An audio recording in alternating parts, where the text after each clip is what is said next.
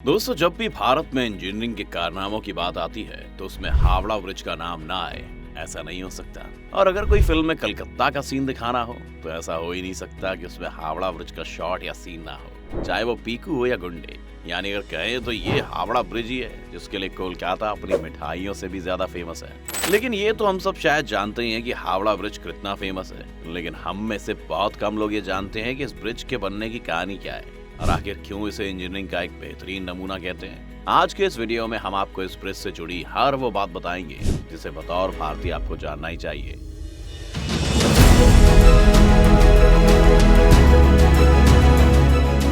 कोलकाता और हावड़ा के बीच हुगली नदी पर पहले कोई ब्रिज नहीं था। नदी पार करने के लिए नाव ही एकमात्र जरिया था। बंगाल सरकार की ओर से साल 1871 में हावड़ा ब्रिज अधिनियम पारित होने के बाद साल 1874 में सर ब्रैडफोर्ड लेस्ली ने नदी पर पीपे के पुल का निर्माण कराया गया। साल 1874 में 22 लाख रुपए की लागत से नदी पर पीपे का एक पुल बनाया गया जिसकी लंबाई 1528 फीट और चौड़ाई 62 फीट थी। फिर 1906 में हावड़ा स्टेशन बनने के बाद धीरे धीरे ट्रैफिक और लोगों की आवाजाही बढ़ने लगी। तब इस पुल की जगह एक फ्लोटिंग ब्रिज यानी तैरता हुआ पुल बनाने का फैसला किया गया।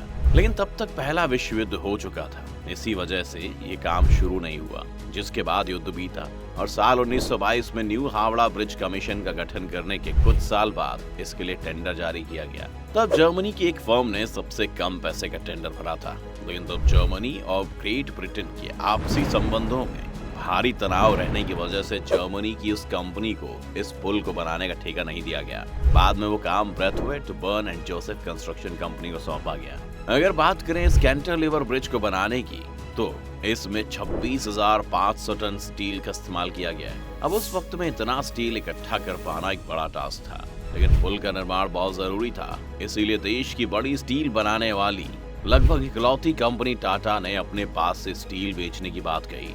इसी कारण डिमांड में से 23,500 टन स्टील की सप्लाई टाटा स्टील ने की। यानी अगर देखें तो ये पुल एक तरह से टाटा का ही पुल है।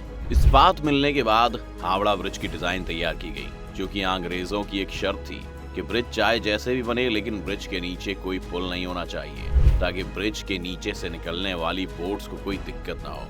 इसीलिए हावड़ा ब्रिज की जब डिजाइन तैयार की गई तो उसमें सिर्फ 4 खंभे बनाने की बात हुई जो दोनों सिरों पर लगने वाले थे, जिसका मतलब ये है कि पुल के बीच में कोई भी खंभा नहीं है, ना ही पुल को तारों से लटकाया गया है। पूरा ब्रिज महज नदी के 2 किनारों पर बने 280 फीट ऊंचे 2 पायों पर टिका है। इसके दोनों पायों के बीच की दूरी 1,500 फीट है।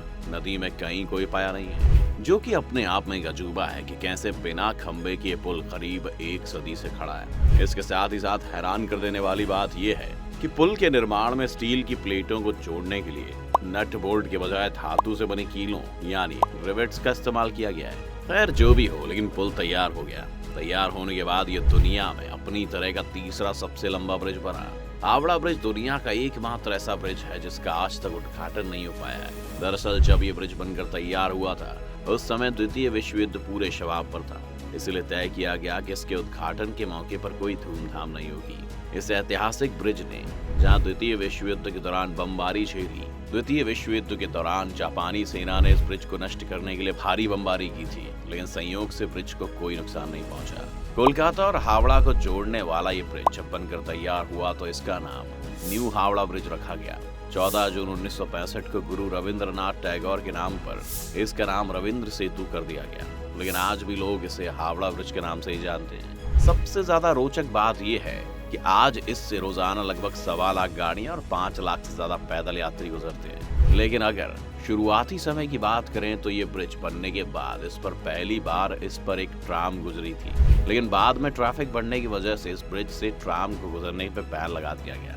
एक और बात इस ब्रिज के बारे में बहुत रोचकता के साथ सुनाई जाती है कि ब्रिज दोपहर 12 बजे और रात के 12 बजे बंद कर दिया जाता है। इसके पीछे जो कारण है उसके अनुसार हावड़ा ब्रिज के इंजीनियर्स ने इस पुल के बन जाने के बाद कहा था कि ये पुल अगर कभी गिरता है तो वो 12 बजे ही गिरेगा, लेकिन उसने ये नहीं बताया कि 12 बजे दिन के या 12 बजे रात के। इसीलिए हर समय दिन दोपहर के 12 बजे और रात के 12 बजे इस पुल को बंद कर दिया जाता है। लेकिन कई लोग इस बात को पूरी तरह से नहीं मानते हैं, लेकिन इस पुल को 2 बार बंद होना अपने आप में हैरान कर देने की बात जरूर है। इसके अलावा एक और बात जो इस ब्रिज के बारे में कही जाती है वो ये है कि ऐसा माना जाता है कि हावड़ा ब्रिज की कोई चाबी है जिसे ब्रिटिश कंपनी ने भारत को नहीं दी है। अब ये चाबी करती क्या थी, इसे सुनकर आप चौंक सकते हैं। कहा जाता है कि पुराने जमाने में इस चाबी से ब्रिज को बड़े समुद्री जहाजों के लिए 2 भागों में खोल दिया जाता था, यानी कि अगर इसे ब्रिज गेट कहें तो गलत नहीं होगा। खैर, इस बात की भी कोई आधिकारिक पुष्टि नहीं हुई है। अगर हालिया स्थिति की बात करें तो इंजीनियर्स का कहना है कि हावड़ा ब्रिज के खम्भों को अब जंग लगने लगा है। अब इस जंग की वजह है पान। इस पुल से रोजाना लाखों लोग पान चबाते हुए गुजरते हैं और थूकते हुए निकलते जाते हैं।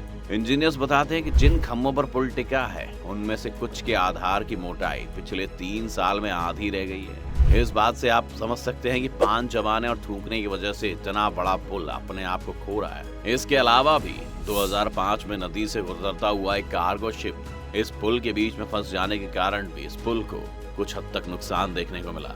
पक्षियों द्वारा हावड़ा ब्रिज पर की जाने वाली गंदगी से कोलकाता पोर्ट ट्रस्ट काफी परेशान है, क्योंकि इससे ब्रिज को केमिकल लॉस हो रहा है। इसीलिए ट्रस्ट हर साल ब्रिज से पक्षियों की गंदगी हटाने के लिए 5 लाख का कॉन्ट्रैक्ट देता है।